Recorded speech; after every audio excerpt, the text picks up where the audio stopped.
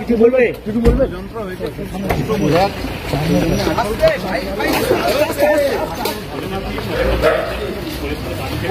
আন্দোলনকে রোধ করার জন্য এই প্রচেষ্টা চলছে।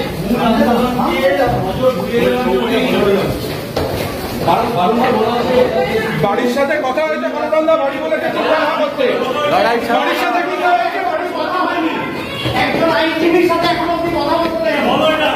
বাড়ির সাথে কথা হয়েছে,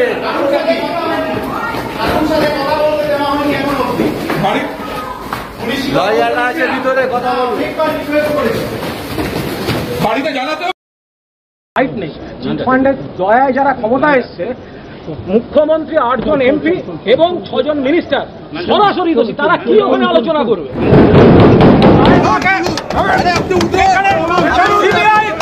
সিবিআই যেখানে মামলা করছে,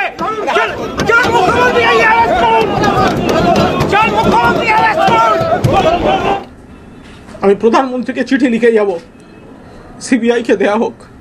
যারা সমস্ত রকম সুযোগ সুবিধা নিয়েছেন সারদা থেকে, সারা বাংলা জুড়ে তারা আজকে ঈশ্বর জ্ঞানে পূজিত হচ্ছেন। মমতাদি পুলিশ পার্টি আমায় ধরে নিয়ে যাক,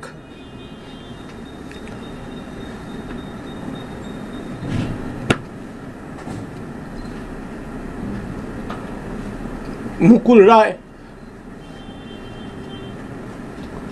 যার কথায় বিধাননগর কমিশনারেটের রাজীব কুমার ওঠা বসা করেন। আজকে কলতান দাশগুপ্তকে গ্রেপ্তার করা হয়েছে, না বুঝবার কোনো কারণ নেই। প্রত্যেকে বুঝবেন যে একটা গভীর ষড়যন্ত্র, এআই বেসড ষড়যন্ত্র, রাজনৈতিক ষড়যন্ত্র।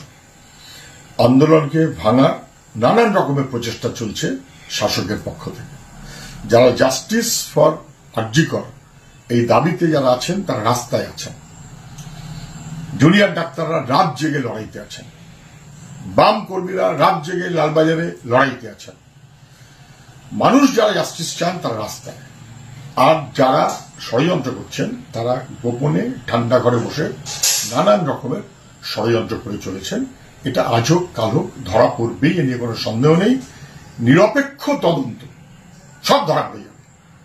14 তারিখ আরজিকর হাসপাতালে ভাঙচুর যারা চালানো হয়েছিল, তাতে পুলিশ প্রশাসন সহ সবাই যে যুক্ত স্পষ্ট হয়ে গেছে।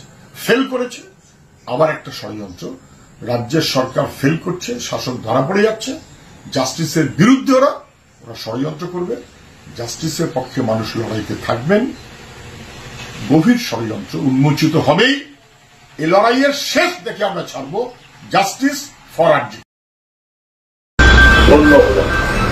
যে লড়াই আজকে ছাত্রছাত্রীরা করছেন, যে লড়াই ডাক্তাররা করছেন, সে লড়াই দেখে আমাদের মানুষ চমকিত হচ্ছে। একদিন তো কলেজ থেকে ছাত্র ছিলাম, যে সেই সময় যে আন্দোলন দেখেছি তার থেকে 1000 গুণ এগিয়ে গেছে, 1000 গুণ সাহস দেখাচ্ছে। আমি আজকে এই মঞ্চে শুধু নয়, এই কদিন ধরে আন্দোলন দেখে, বিশেষত বামপন্থীদের সংযম এবং আন্দোলন একই সঙ্গে চালিয়ে যাওয়াটা দেখে মনে হচ্ছে সঠিক হাতেই দেশকে রেখে